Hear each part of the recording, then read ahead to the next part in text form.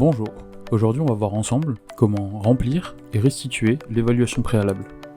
Rendez-vous sur le dashboard, dans la formation qui vous intéresse, pour retrouver la liste des documents associés. Dans celle-ci, vous allez trouver l'évaluation préalable. Comme tous les autres documents, il est remplissable en ligne. Choisissez l'option compléter et signer le document en ligne si vous souhaitez ne pas avoir à imprimer le papier pour le remplir. Comme sur tous les autres documents concernant la formation, vous retrouverez tout en haut de ce formulaire les informations générales concernant la formation. Tout d'abord, je vous invite à cocher la case « J'atteste avoir réalisé un entretien permettant l'évaluation de l'apprenant avant le démarrage de la formation », qui atteste le fait que vous ayez pris le temps de faire un rendez-vous avec les parties concernées. Remplissez ensuite la date à laquelle l'évaluation a eu lieu et le temps qu'elle a duré.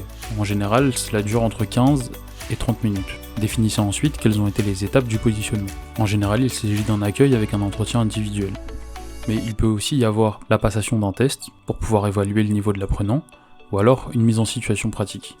Il est aussi parfois possible que ces trois conditions soient réunies. Détaillez par la suite le déroulement de l'entretien. Pour l'exemple, j'indique que l'entretien a été tripartite, donc entre le formateur interne, vous-même et l'apprenant, que c'était un dialogue sur les motivations de la formation, afin de définir les attentes de l'employeur et le niveau actuel de compétences de l'apprenant. On indique ensuite quelles sont les validations envisagées. Dans tous les cas, l'attestation de fin de formation doit être fournie.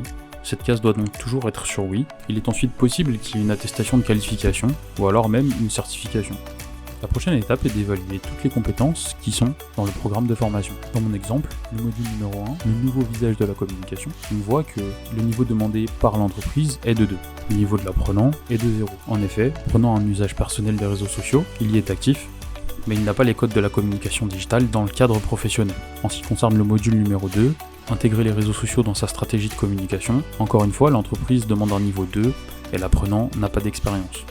On peut voir que ma conclusion est l'apprenant n'a pas une vision d'ensemble lui permettant d'intégrer la communication à la stratégie d'entreprise.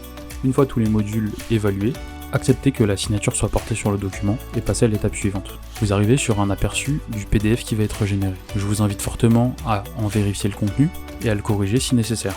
Si tout est en ordre, vous n'avez qu'à valider le document et un message vous indiquera qu'il a été enregistré et qu'il est maintenant considéré comme restitué. Vous pourrez voir dans votre dashboard que le document a été généré, on ne peut plus le restituer ou le compléter. C'était tout en ce qui concerne l'évaluation préalable, je vous remercie de votre attention.